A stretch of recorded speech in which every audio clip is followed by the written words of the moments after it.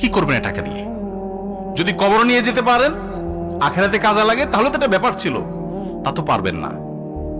আপনি বলবেন না পারলে কি হয়েছে, ছেলে মেয়ে খাবে, ছেলে মেয়ে ভোগ করবে নিশ্চিত। বহু মানুষ সম্পদ রেখে চলে গেছে, তার ছেলে মেয়েরা ভোগ করতে পারে নাই, হাতে বুতে অন্য মানুষ খেয়ে ফেলছে, আছে না নাই? সবচেয়ে বড় হতভাগা কে জানেন?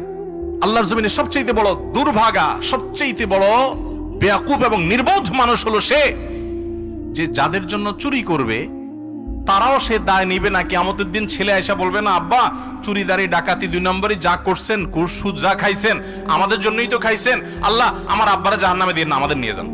বলবে না ভাই, কোরআন বলেছে ইয়াউমা ইয়াফিরুল মারউ মিন আখিহি ওয়া উম্মিহি ওয়া আবিহি ওয়া সাহিবাতিহি ওয়া বানি। সন্তান বাপকে দেখে মাকে দেখে পালাবে, যে না জানি আজকে কোনো কিছুর জন্য ধরে। সবাই ইয়া নাফসি নাফসি করবে। যাদের জন্য চুরি করবেন ওরাও দায় নিবে না, আপনার মতো